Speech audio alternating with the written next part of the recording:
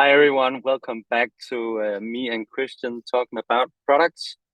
Today's topic is about product visions.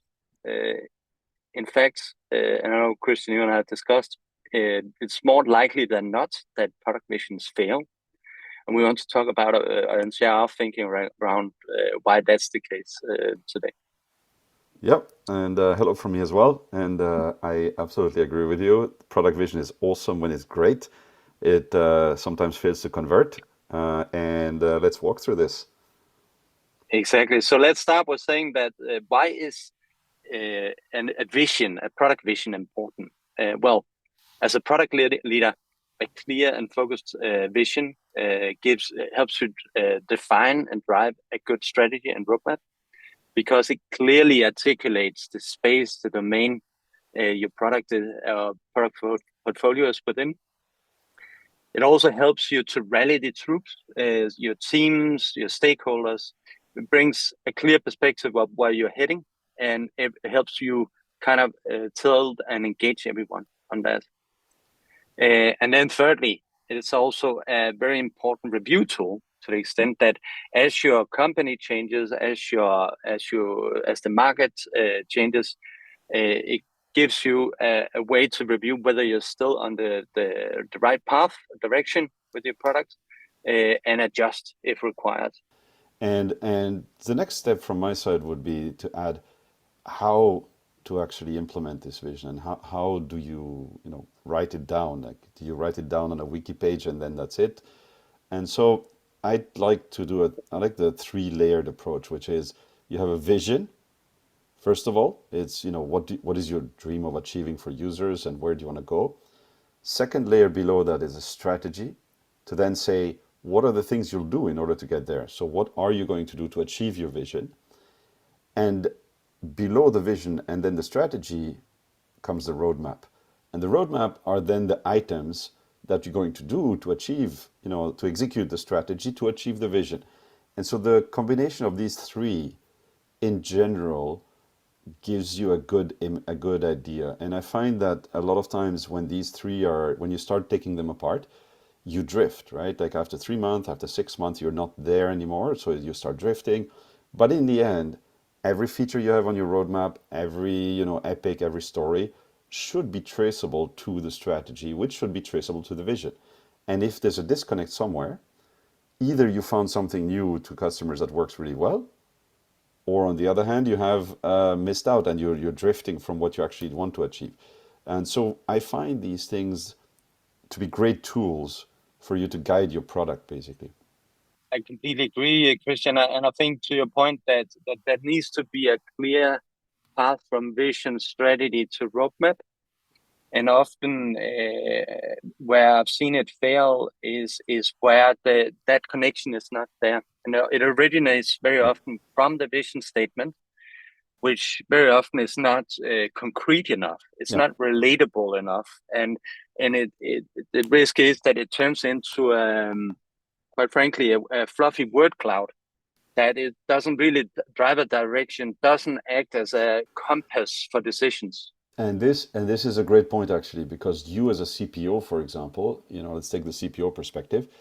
You as a CPO, your job is to get that aligned. So your job is to coach your product team so that all the areas people are working on support the overall strategy, the team goals, and the roadmap should be aligned with the vision and the strategy. And so you as a CPO have to make sure that the whole team is working towards that. And it goes a bit further, I would say, that just your team, because obviously sales strategy has to be aligned. So you as the CPO have to work with the sales team very much so to understand where they're coming from, to hear from them what sells, and maybe you need to adapt your strategy, and maybe you need to adapt things on your roadmap. You have to make sure that you're in contact and aligned with customer support, etc. Right? So there's a lot of things that you as the CPO have to do to facilitate within the company this alignment.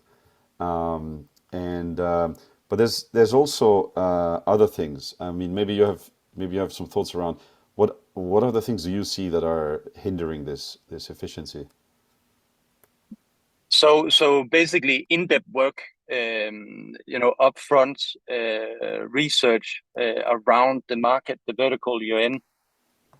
What are dynamics of the different actors within the ecosystem? An appropriate mapping of the pain points that exist within the system, and then narrowing down on those pain points that are relevant to you. If you do that upfront work, and you get a clear sense of where pain points, what kind of industry level issues are they originating from, that helps you express a clear cut first person vision statement that will support you in also putting words to your strategy, and from there kind of developing your roadmaps. So I think it's kind of that is the trick.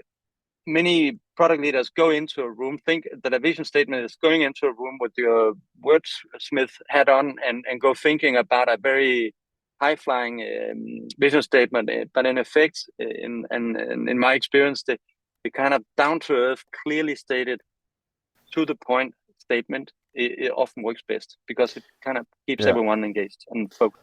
Shall we talk about a few good examples? Like let's have actual colorful examples.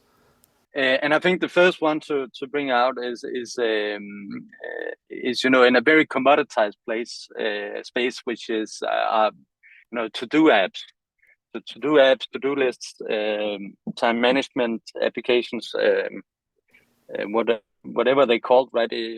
There's one that stands out to me. I know you agree, Christian, which is Workflowy, right?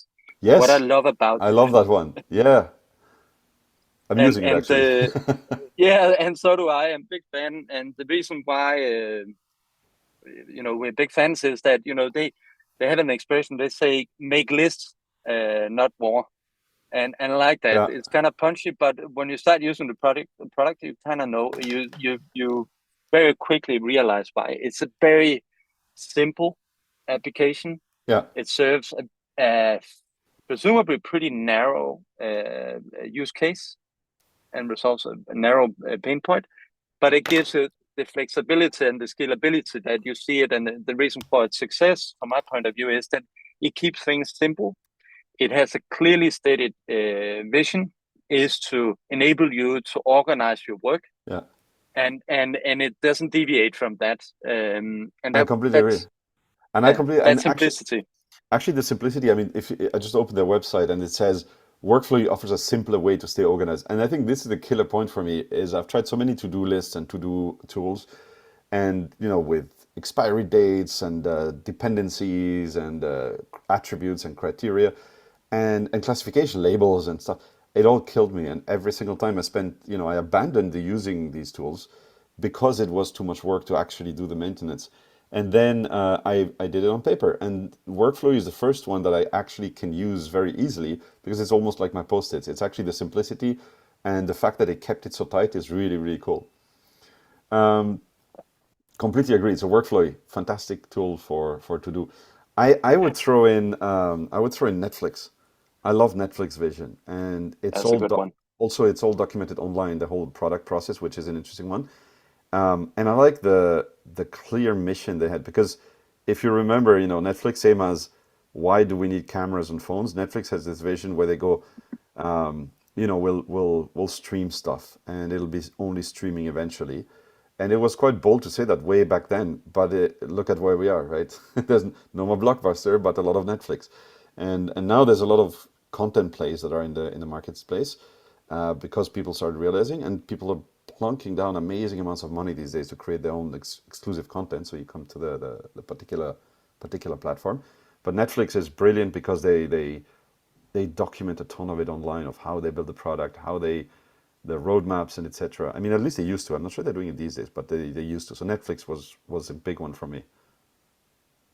And I agree with the Netflix, but I know it's one of the very well known brands, and that product is obviously amazing, right? But what I like about it is that they kind of they set a direction, right, and then kind of the means to get there is to okay, there's not enough high quality content out there. We'll start producing our own, and then they from that they pivot the whole industry, right, and we are where we are today, right, from the offset of a very clear and simple vision statement, in their foundation, right? So well done Yeah. to them. Vision, strategy, and roadmap. Align them, make them work together, and make sure the whole team is happy with it and works alongside it. And it's a first step to have a great product, I think.